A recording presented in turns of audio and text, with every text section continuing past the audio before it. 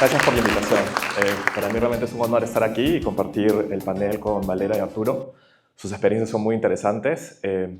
La mía quizás vaya por un lugar un poco distinto y es poder de alguna forma vincular mi historia familiar con la experiencia que he tenido tanto en la universidad como en la carrera. Y para comenzar quiero invitarlos a pensar en aquellas frases que uno normalmente escucha de sus padres, ¿no? Puede ser, lávate los dientes cuando tienes que irte a dormir y uno de niño pues tiene que seguir las órdenes de los padres. O también, por ejemplo, cuando te dicen que es hora de dormir, a veces uno quiere quedarse hasta más tarde jugando con el celular o mirando algún show, ¿no? Mires tanta tele, ¿no? En su caso quizás ustedes un poco más jóvenes sea algo así como no pasen tanto tiempo frente al celular o frente a la computadora, ¿no? Es lo que uno típicamente escucha de sus padres. Sin embargo, cuando yo tenía algo de 9 años, escuché una frase de mi padre que fue algo creo que me cambió la vida. Mi papá me dijo, hijo, vamos a mover el tipo de cambio. Y les quiero contar la historia de cómo mi padre me hizo mover el tipo de cambio a los 9 años. Sé que les puede sonar esto un poco extraño, ¿no? Que un niño a los 9 años mueva con su papá el tipo de cambio. Y quizás ustedes estén diciendo, bueno, este profe es hijo de Dionisio Romero o es hijo de, ¿no? de algún multimillonario del que no sabemos. Y les voy a decir que no. En realidad, este es mi padre. Sé que la foto no es de muy alta calidad. Es una persona de clase media-baja, típica de Lima. Yo estoy en ese momento en sus hombros, en la casa que teníamos cuando estaba construyéndose en San Miguel, en Maranga. Y para completar un poco el escenario, ¿no? Les he dado un poco los personajes. Ese soy yo, ese es mi papá. Y me falta un poco, darles un poco de contexto, quizás. Y el contexto que quizás falta para entender esta historia es el contexto de Perú de los años 80. Básicamente, a fines de los 80, Perú vio una de sus mayores crisis macroeconómicas. Escasez, colas, hiperinflación, todo eso se aunaba a la crisis de seguridad, ¿no?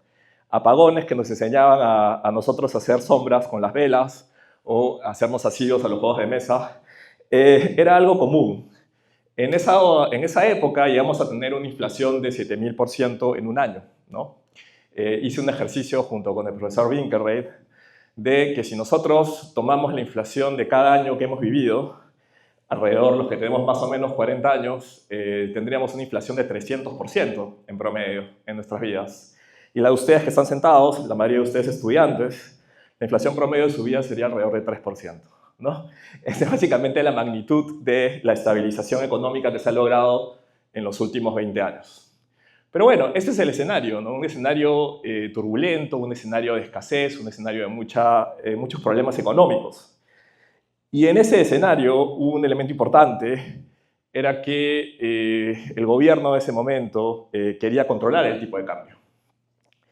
Y debido a poner este control de precios, que en estricto era eso, surgió un mercado paralelo, un mercado negro, un mercado alternativo, que es básicamente lo que termina ocurriendo cuando uno trata de controlar los mercados de la manera incorrecta.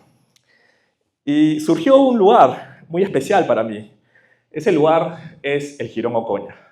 Para ustedes quizás no sea algo, digamos, que les traiga algo a la memoria, pero probablemente si uno tiene más de 40, recuerden muy bien este lugar.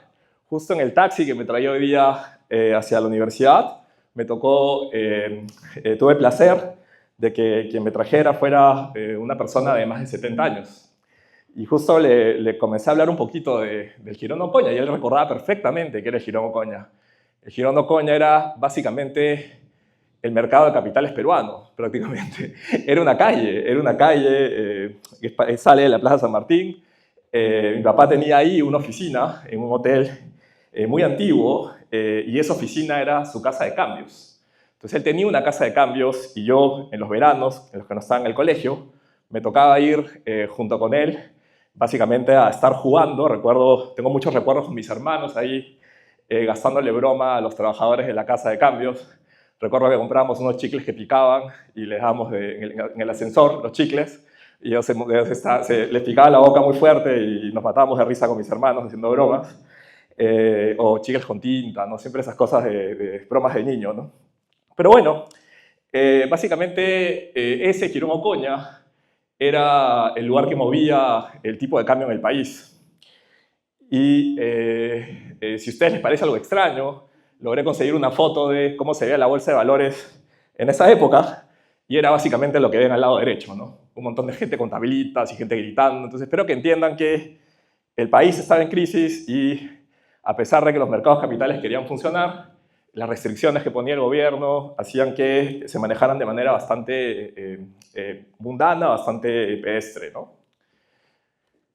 Encontré esa cita del diario El País de un cronista que justamente nos relata cómo funcionaba este mercado en los años 90. La calle Ocoña, en el centro de Lima, a pocos metros del Palacio Presidencial y de la Plaza de Armas, se ha convertido en el auténtico distrito financiero peruano. En esa calle y sus alrededores, numerosas oficinas de cambio y cientos de jóvenes con puñados de índice en las manos tratan de vender o comprar dólares por moneda peruana. Algunos ofrecen en pancartas la compra de dólares rotos y deteriorados. La divisa norteamericana cambia su cotización varias veces al día en el Jirón Ocoña, pero no por las presiones del Banco Central de Reserva Nacional, sino por lo que dictan los cambistas callejeros. Entonces, mi papá era un cambista callejero. Y yo recuerdo muy bien esa escena. Recuerdo ver la calle Ocoña llena de gente, ver esos carteles de personas que compraban dólares rotos. Veía también gente que te vendía arte hecha con papel moneda, o sea, hecha con intis que no valían nada. Te hacían origamis, te hacían figuritas. Yo lo describo básicamente como una Disneylandia del dólar. Quizás por la edad en la que yo estaba en ese momento, ¿no? Era fascinante ver justamente cómo el mercado funcionaba, y creo que en este contexto les puede sonar un poco más razonable. Obviamente le pedí a una inteligencia artificial que trate de reflejar en una imagen cómo imagino yo que ocurrió ese momento. Pero en ese contexto ocurrió esa anécdota, ¿no? Yo estaba probablemente haciendo bromas en la casa de cambios de mi padre y me dijo: hijo, vamos a mover el tipo de cambio. Entonces abrió la caja fuerte de la casa de cambios, llenó un maletín deportivo con unos fajos de dólares y me llevó de la mano a la vuelta de la esquina a Jirón Ocoña. Procedió él a ponerse en una esquina detrás de una puerta y comenzó a sacar fajos de dólares y comenzó a gritar un tipo de cambio. Y yo lo veía a él como una horda de personas venían a comprarle los dólares, y yo comencé también a gritarle y a decirle a quién le tenía que comprar y a mover el tipo de cambio con él, ¿no? A gritar el tipo de cambio que él dictaba a viva voz. Muchos años después le pregunté por qué hicimos eso. Y la respuesta que me dio fue que él tenía fijada una operación de compra de dólares al final del día, al tipo de cambio de cierre, y básicamente buscaba manipular el tipo de cambio para poder tener una mayor ganancia durante el día. Y esa fue mi niñez.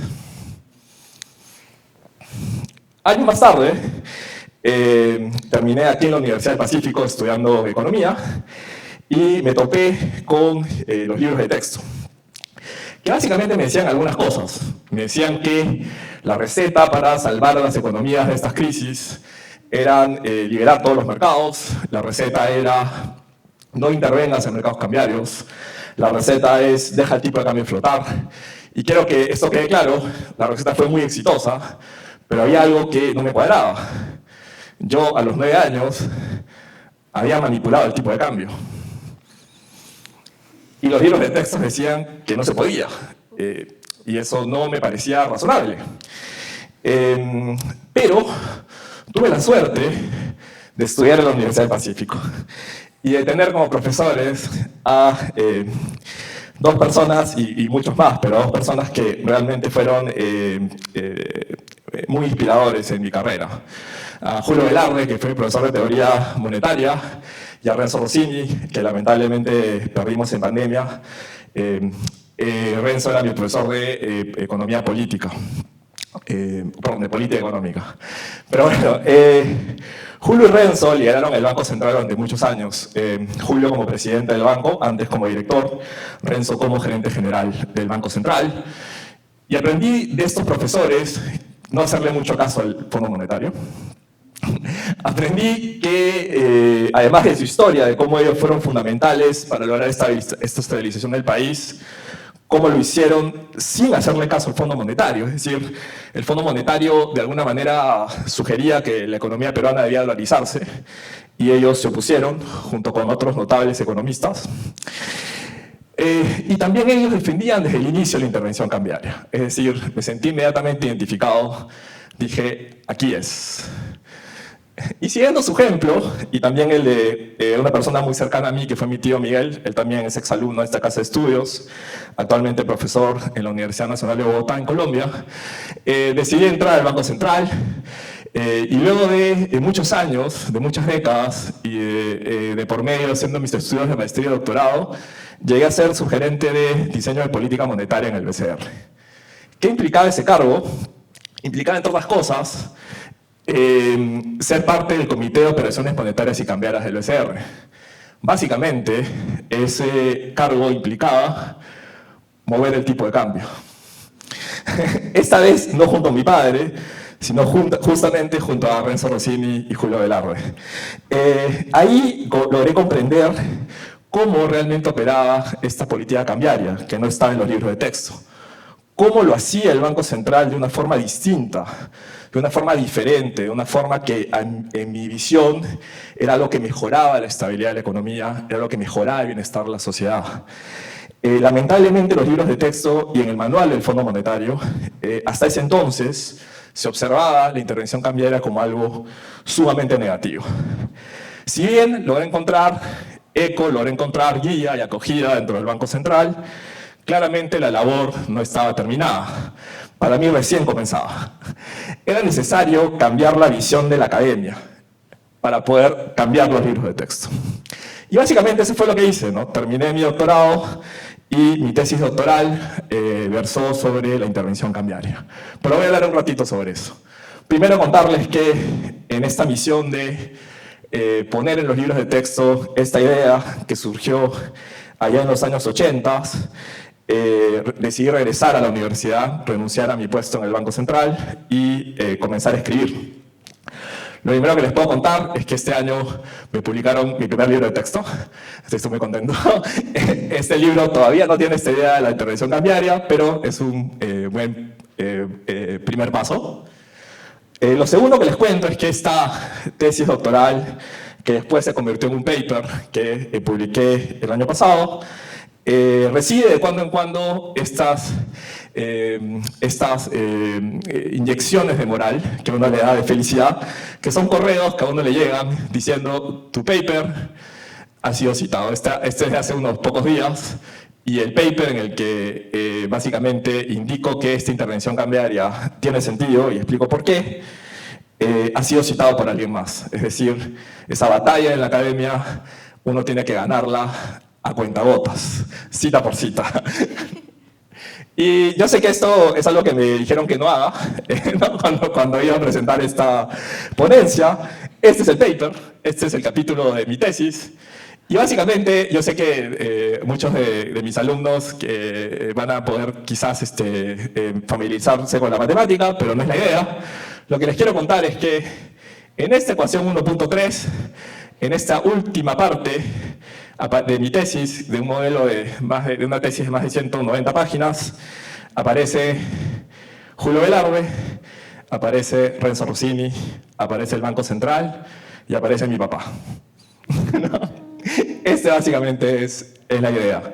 Es decir, indicar que el mercado cambiario está básicamente generado por personas y que esas personas intercambiando van a de alguna forma mover también el tipo de cambio. Esta idea es una idea de Richard K. Lyons, la idea de la microestructura de mercado, que a mí, espero que entiendan, me resonó mucho por las experiencias que tuve durante mi vida.